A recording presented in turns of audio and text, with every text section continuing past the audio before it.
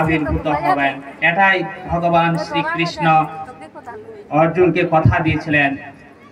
আর আমরা দেখেছি কলিযুগে এসেছেন হরি, নররূপ ধারণ করে শ্রী শ্রী আনন্দ মূর্তিজি নামে।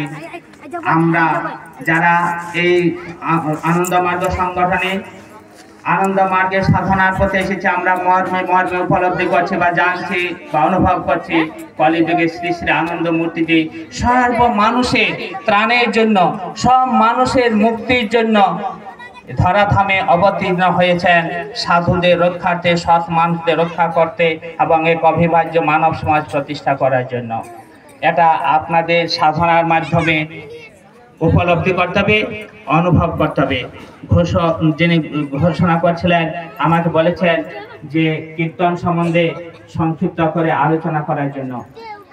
শ্রী শ্রী আনন্দ মূর্তিজি এক সংকল্প নিয়ে এসেছিলেন। সংকল্প ছিল এক অবিভাজ্য মানব সমাজ প্রতিষ্ঠা করার। এবং এই মানব সমাজ ভারতবর্ষে বৈচিত্র্যময়, অনেক জাতি, ধর্ম, বর্ণ, অনেক মানুষের সমাহার।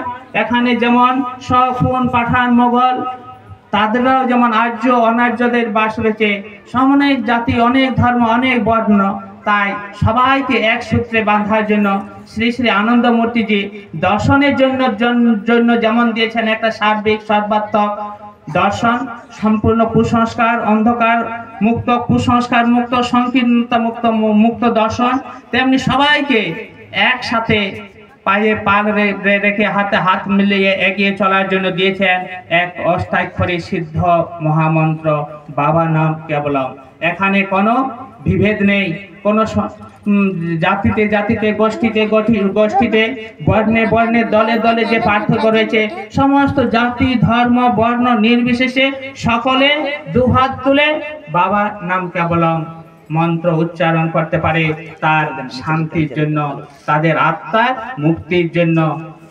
এখানে কোনো সবার জন্য তিনি অবাধ স্বাধীনতা দিয়ে গেছেন। আমরা দেখলাম এখানে কীর্তনে ছোট্ট ছোট্ট শিশুরা যেমন দুহাত তুলে কীর্তন করলো, তেমনি বৃদ্ধারা দুহাত তুলে কীর্তন করলেন।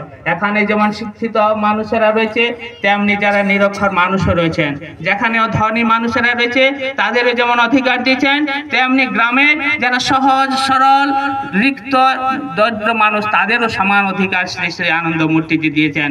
এবং এই প্রতিষ্ঠা করার জন্য শ্রী শ্রী আনন্দ মূর্তিজি সবার জন্য একই মন্ত্র, বাবা নাম কেবলম। তাই বাবা নাম কেবলমের তাৎপর্য গুরুত্ব রয়েছে যে কেন বর্তমান যুগে যেমন রয়েছে, আমরা যারা সমাজে রয়েছি অনেক প্রচলিত মন রয়েছে।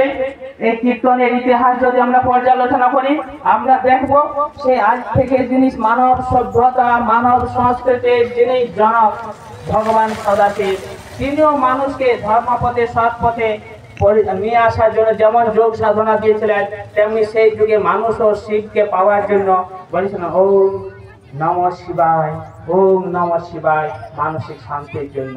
তেমনি যেমন আজ থেকে 3500 বছর আগে কৃষ্ণ এসেছিলেন, কৃষ্ণ এক ধর্মরাজ্য প্রতিষ্ঠা করার জন্য, ধর্মপথে পরিচালনা করার জন্য ধর্ম বিনাশ করেছিলেন এবং ধর্ম প্রতিষ্ঠিত করেছিলেন। এবং তিনিও যোগ সাধনা শিখিয়ে দিয়ে গেছিলেন মহাভারতের যুগে।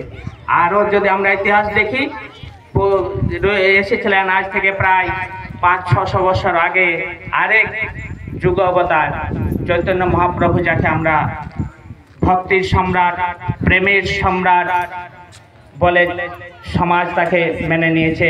সে চৈতন্য মহাপ্রভু কীর্তন দিয়েছেন। কিন্তু আমরা দেখেছি এই রাঢ় ভূমি হচ্ছে শৈবতান্ত্রিক, জৈনতান্ত্রিক এর সমাবেশ। এখানে বিভিন্ন গ্রামে গঞ্জে দেখলে যেমন আমরা দেখতে পাই শিবের মূর্তি, শিবের মন্দির, হরিবল মন্দির প্রতিটা গ্রামে গ্রামে, এবং গ্রামে গ্রামে হরিনাম সংকীর্তন হয়। কিন্তু আদি চৈতন্য মহাপ্রভু যখন এসেছিলেন তখন তিনি হরিবল হরিবল কীর্তন দিয়েছিলেন। কিন্তু তিনি যখন গিয়েছিলেন বৃন্দাবনে,